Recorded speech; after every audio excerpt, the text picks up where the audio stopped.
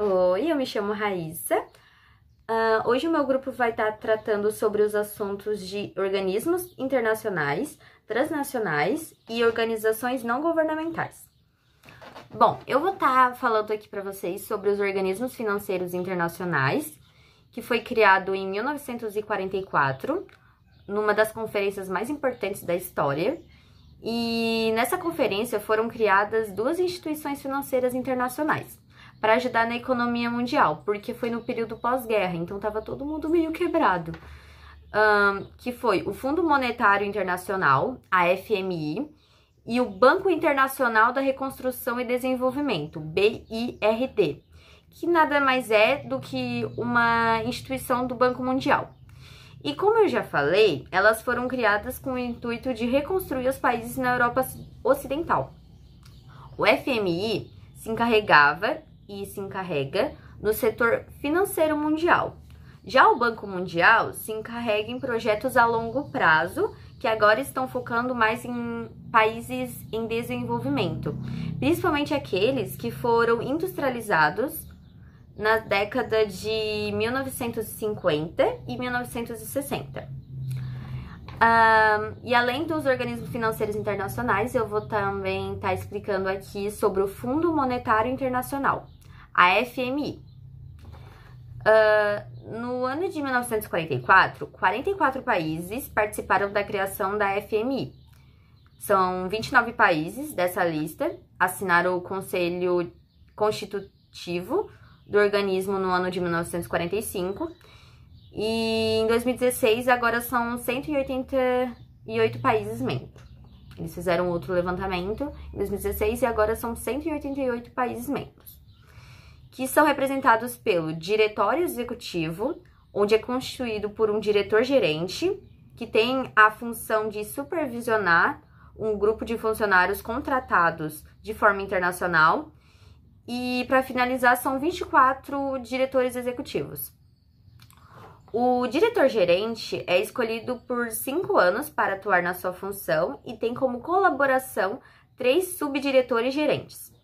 E, além do mais, os Estados Unidos, o Japão, a Alemanha, a França e o Reino Unido são os maiores acionistas do fundo. E quem tem assento garantido no diretório executivo é a China, a Arábia Saudita, o Canadá e a Rússia. E quem faz parte da jurisdição são os 15 integrantes que restaram, assim participando apenas só 2 anos. E aí vocês me perguntam, quem é a autoridade máxima desse lugar? E eu respondo a vocês que é a Junta de Governadores, onde é composta por representantes de todos os países membros, na qual o Comitê Monetário e de Finanças, SMF, se destaca muito. E, por fim, a sede do Fundo Monetário Internacional se localiza nos Estados Unidos, em sua capital, Washington. Oi, eu me chamo Cauê e vou falar sobre os recursos do FMI e a dependência dos países devedores do FMI. Mas o que é o FMI? O FMI é uma organização supranacional, ou seja, ele tem um poder a mais que os outros países. No caso, ele manda em todos os países. Em todos os países não, né? Quase todos os países. Agora eu vou falar sobre os recursos do FMI. Quando os países começam a fazer parte do FMI, eles compram cotas de participação. Mas para que servem essas cotas de participação? Isso mostra a dimensão da sua força na economia mundial. Ou seja, mais cota que um país tiver, mais força ele vai ter na economia mundial. Agora eu vou falar sobre a dependência dos países devedores do FMI. O FMI oferece assessoria aos países que estão em crise. Então, todos os países que estão numa fase ruim, estão em crise, né, no caso, o FMI vai ajudar eles. Para isso, os países vão ter que cumprir uma série de medidas de austeridade. Por exemplo, eles vão ter que ter cortes nos gastos públicos, redução da inflação, estabilidade monetária e financeira, e etc. Um país que deve ao FMI precisa sempre, prestar estabilidade monetária e financeira, e etc. Um país que deve ao FMI precisa sempre, prestar conta de como está a administração da sua economia do país. Os países podem recorrer ao FMI, mas eles vão ter que assinar um documento chamado Carta de Intenções. Um país está passando crise. Ele vai poder recorrer ao FMI, ele vai pedir meio que uma ajuda para o FMI, só que ele vai ter que assinar essa carta de intenções para o FMI poder ajudar ele. Oi, gente, meu nome é Maria Eduarda e hoje eu vou estar falando sobre 2 trechos do nosso capítulo.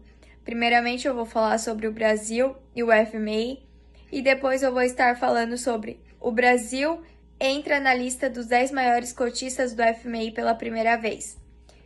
Então, vamos lá. O que significa a sigla FMI? FMI significa Fundo Monetário Internacional. Bom, durante muitos anos, o Brasil ficou devendo para o FMI, que realizava empréstimos ao nosso país para cobrir o déficit à economia. O que seria esse déficit? É algo negativo, como um empréstimo, né? Junto com os empréstimos, o FMI colocava regras financeiras que deveriam ser cumpridas para recuperar a economia de seu país. E eu vou falar também os governos brasileiros e o FMI, o que eles têm a ver. O relacionamento com o FMI nem sempre pode ser definido como isento de conflitos. Dessa forma, é possível observar posturas adotadas pelo Brasil desde a criação do FMI, desde 1959. O Juscelino Kubitschek rompeu a relação brasileira com o FMI, retornando apenas em 1960, após a visita do presidente DeWitt. Em um primeiro momento, o Brasil era independente do fundo, mas devido ao grande investimento estatal em infraestrutura e com a crise mundial do petróleo em 1979, as fontes de capital que haviam financiado investimentos no Brasil começaram a secar. A inflação voltou a subir. A dívida externa do país crescia de forma explosiva e suas reservas de dólares estavam cada vez diminuindo. Em 1981, os Estados Unidos subiram as taxas de juros do dólar. Com isso, aumentando drasticamente o custo da dívida externa brasileira. Em 1985, após a redemocratização do Brasil e o FMI não estavam nos melhores termos. Durante as tentativas de estabilização da economia brasileira, após a crise da década de 1980, não era interessante do governo recorrer aos mecanismos clássicos de ajustes.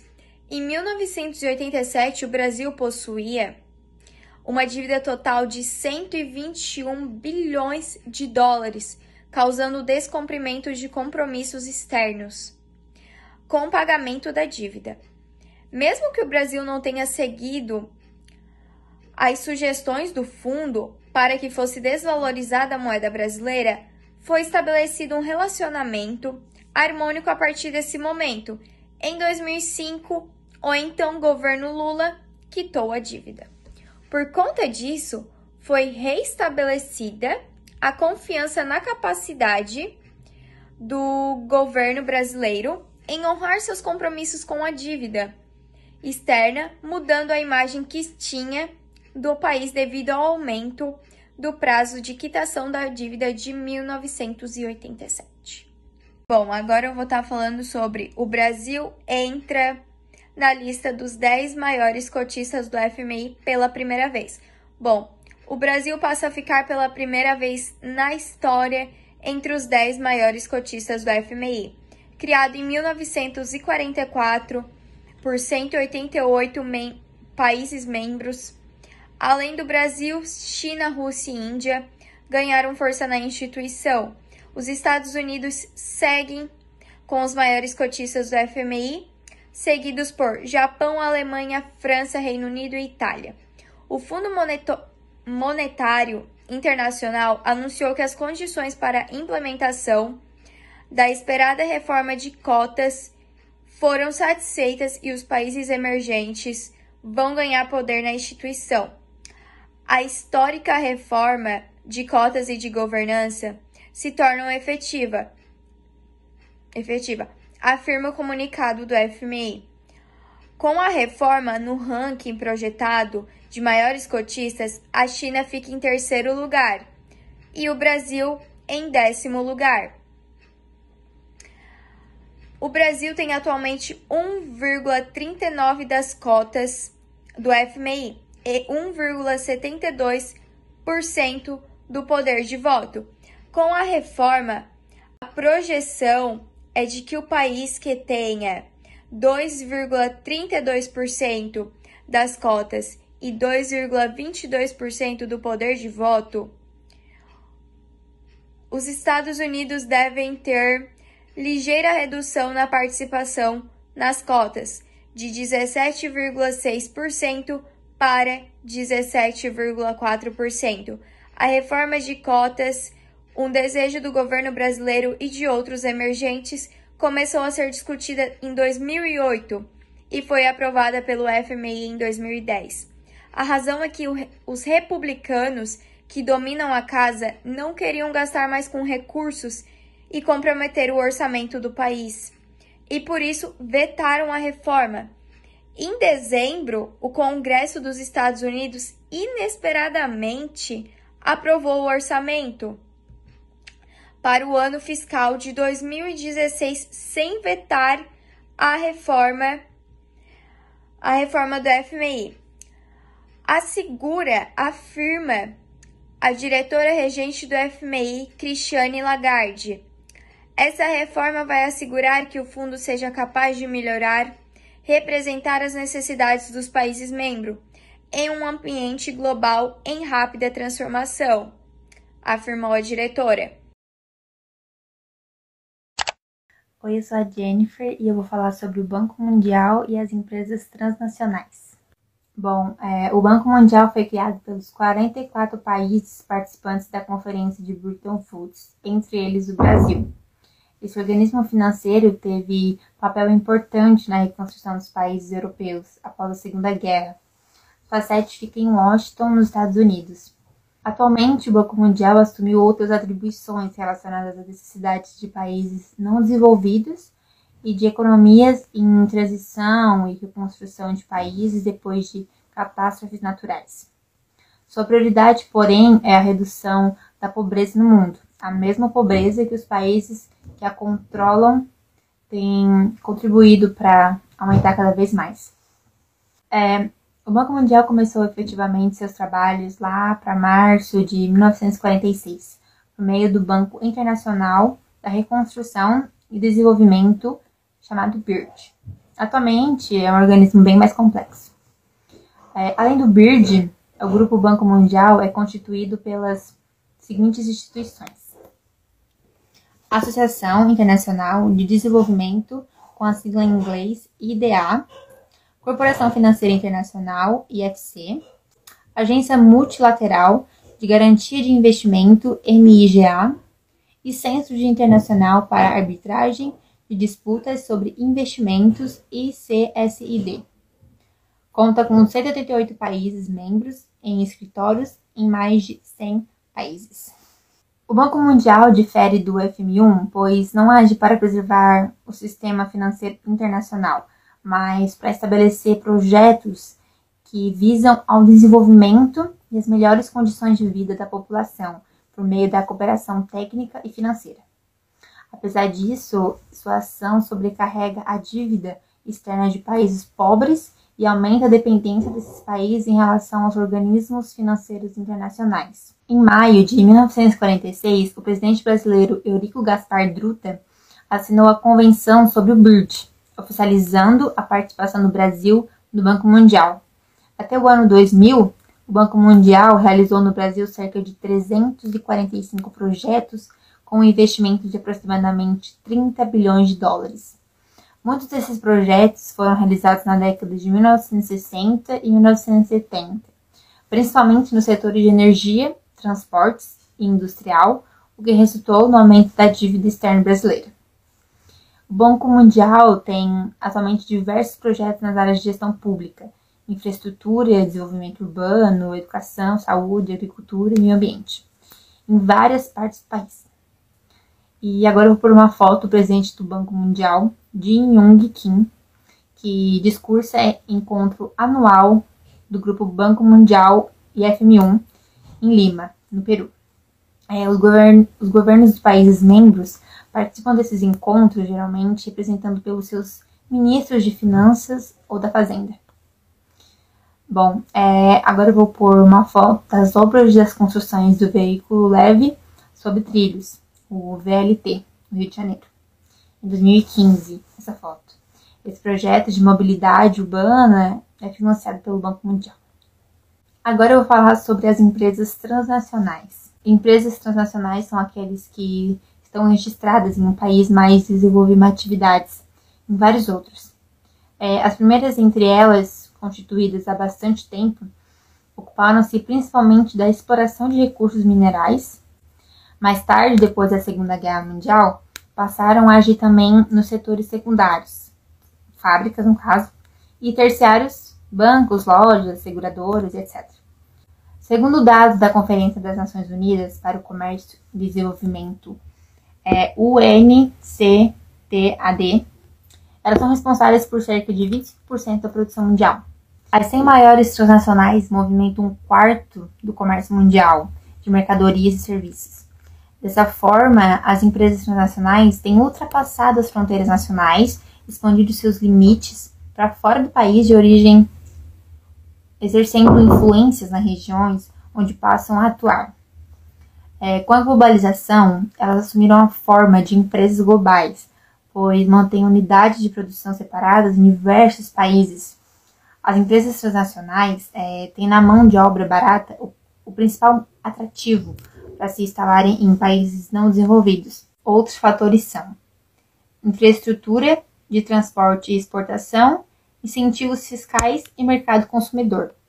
A presença dessas empresas nem sempre beneficia os países não desenvolvidos, apesar de gerar empregos e renda, pois a maior parte de seus lucros é remetida ao país de origem. Como se expandem além de suas fronteiras, procuram reduzir ao máximo as barreiras comerciais, e é por isso que às vezes seus interesses entram em conflito com os do Estado Nacional, muitas vezes não respeitando leis trabalhistas e ambientais. Por exemplo, o poder econômico. Elas podem interferir em decisões do governo ou de organismos internacionais. Em sua maioria, essas empresas têm sede em países desenvolvidos. Entretanto, na primeira década, no século XXI, transnacionais de países emergentes como China, Coreia do Sul, até mesmo no Brasil, começaram a se expandir pelo mundo. Agora eu vou ler para vocês a tabela das maiores transnacionais do mundo de acordo com a receita. Vou falando sua posição e as suas rendas. Então, enquanto eu leio, vocês vão acompanhando comigo. Em 23º, a empresa Philips 66, nos Estados Unidos, arrecadou uma renda de 149 milhões e 434. Em 22º, a empresa E.ON, acho que é assim que fala, na Alemanha, arrecadou 151 milhões e 460. 21º, General Motors, nos Estados Unidos, 155 milhões e 929. Em 20º, a AXA, acho que é assim que se pronuncia, na França, arrecadou 161 milhões e 173. Em 19º, a Eshore Group, me perdoe se eu estiver pronunciando errado, pelo amor de Deus, na Itália, 172 milhões e 163. Em 18º, a Industrial E-Commerce Banking of China, na China, obviamente, 163 milhões e 164. Em 17º lugar, a Daimler, na Alemanha, arrecadou 172 milhões e 279. Em 16º lugar, McKesson, nos Estados Unidos, 181 milhões e 241. 15º, Apple, nos Estados Unidos, 182 milhões, 795. 14º, Berkshire Hathaway, nos Estados Unidos também, 194 milhões, 673. Em 13º lugar, Samsung Electronics, na Coreia do Sul, 195 milhões, 845. 12º, a Chevron, que fica nos Estados Unidos também, e rendeu 203 milhões, 784. Em 11º, Total, na França, 212 milhões, com 18.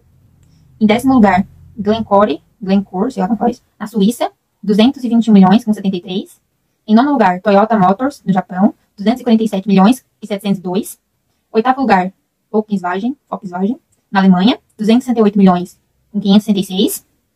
7º lugar, State Grid, China, 339 milhões, 426. 6º lugar, BP, Reino Unido, 358 milhões, 678. 5º lugar, ExxonMobil, Estados Unidos, 332 milhões, com 597. 4º lugar, China National Petroleum, China, 428 milhões, com 620. E top 3, Royal Dutch Shell, Países Baixos, 431 milhões, com 344. Segundo, Sinopec Group, na China, 446 milhões, 811. E em primeiro lugar, Walmart, Estados Unidos, 485, com 651. E foi isso a tabela das posições das empresas com suas rendas. E essa foi a minha apresentação. Beijinhos!